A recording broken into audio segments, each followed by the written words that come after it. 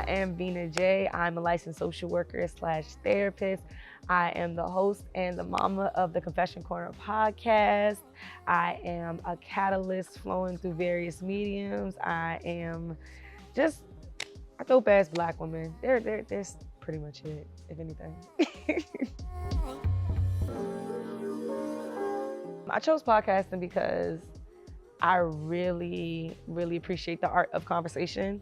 I feel like it's kind of a faded type of art. I think that a lot of people just, do small talk, and you use small talk in various settings, but I think like actually understanding the art, like the body language, like the questions that are asked, the intention behind the questions, or just, even the responses. What are you responding to do? Are you responding to reply? Are you responding like once you listen fully?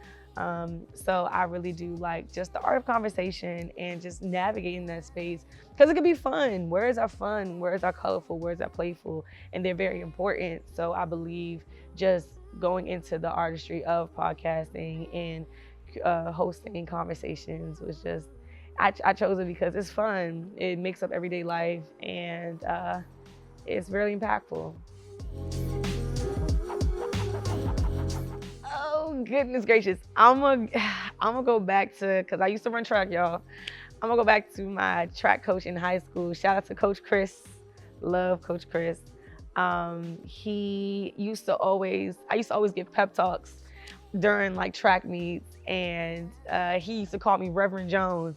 Now, no correlation to the church or anything of that nature. Never wanted to be a pastor or anything, but he broke it down to me. He was like, you have the ability to spark conversation in somebody, to influence them in the best of ways.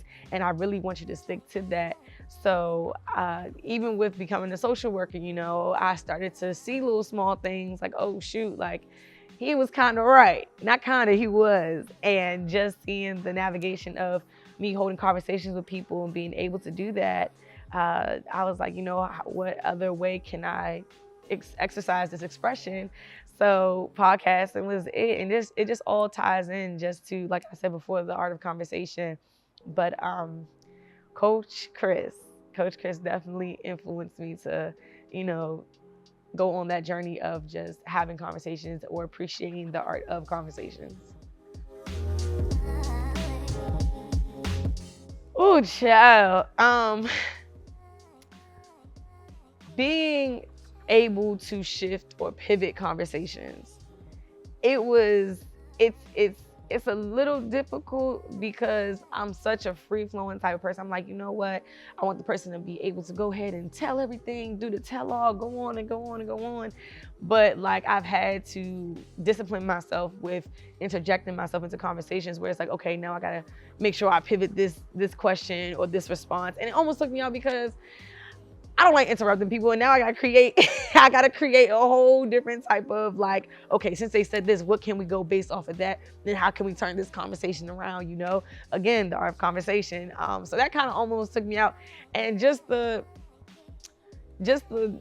sometimes asking the questions or creating the questions. I know I am very intentional when I ask questions. So sometimes I'll come to like a writer's block almost and be like, dang, I don't know if that was a good question, or I don't know how it's gonna resonate with somebody or how they're gonna receive it. So that kind of like was like a little trial in time for me, just finding my flow and finding navigation of how to ask people questions. But ultimately, as I exercised with that, it became a lot more easier, but it almost took your girl out. I was like, golly, can't chat GBT these questions. You can't. I want you to feel like, there's so many analogies. Oh my God, there's so many feelings. I want you to feel like you just like ate some good ass food, like for real. Or you just woke up from a good nap, like you feel like rejuvenated, like yeah. Or like after someone gives you like a well-needed hug, or how you feel on a Friday that it's 80 degrees and you just got paid. Like I want you to feel like that. I want you to feel like, damn, that was pretty good, and just holding on to that, and using that time or using that conversation for future like conversations, or like just reverting back to that when you want to remember like a certain key point, or it brings you back to like, oh damn, I did talk about that, That's how I want guests to feel, or just people watching the show to feel too as well. Production. I like to see the magic just unfold, everything just align. I love that shit so bad. Cause it's like, you could think about it, of course, you could plan as much as we want to, but when we're actually in the action of it, it's like, damn, this is pretty cool. This is very fun. And I have fun almost all the time. I love the guests that I have. I love the experiences. I love the conversations. I love the, revelations from it all. And I think it's just, just the production part. Like, that's the main piece that I really do enjoy, that I love. I love my folks. I love just being in the mix of it all, and then afterwards being able to look back and be like, damn, we really did that. That was cool. Oh.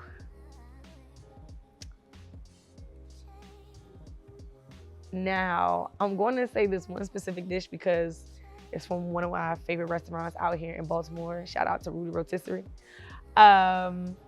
It would be this salmon. It's like pan-seared salmon, kale Caesar salad, and mashed potatoes with like the green onions on top. But the salmon got the what's it called? Crepes. Yeah.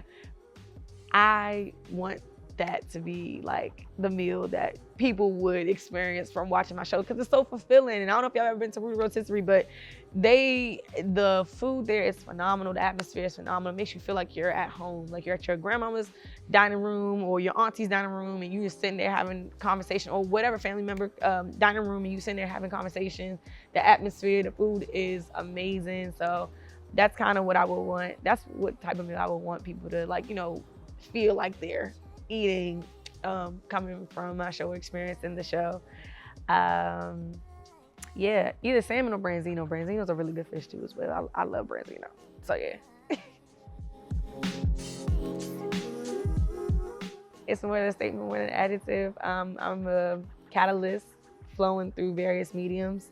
I've found that artists or creatives, a lot of the times people like to put them in one box, like, oh, you only do this, or whatever the case may be. But realizing that we have so much freedom, we have so much like flexibility in various mediums when it comes to artistry. Like I've been in the space of being like a podcast, creator, CEO. Now I'm the host, because at first initially I was like, yeah, I could create this podcast.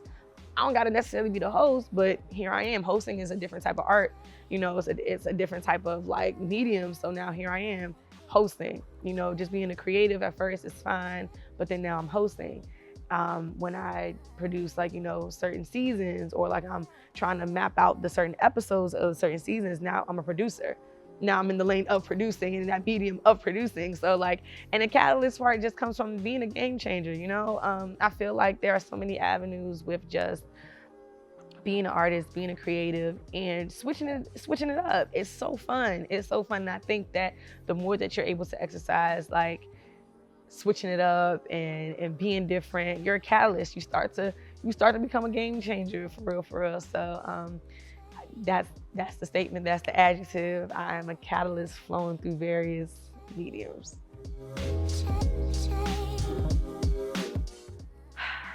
Creatively, what I'm proud of just the expression coming from my mind into like the real world, like it manifesting. And not only that, just the community that's built from being creative.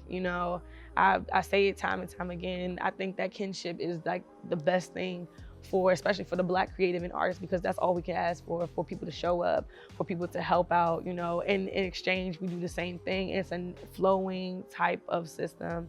And I'm proud of just being a part of a system like that, but also being able to contribute towards that.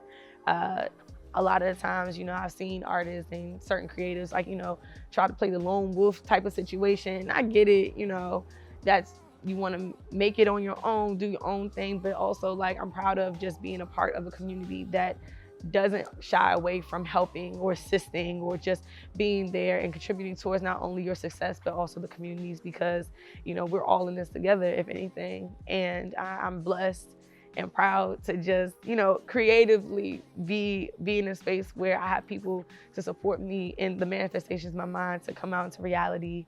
And it really being a thing. Like, it's so fulfilling just to see some things you thought in your head and it comes out into the real world and you're like, oh, bet. That's lit. That's lit. So yeah. Yeah, this was amazing. Thank you so much. This is so dope. Shout out to Orange Pop.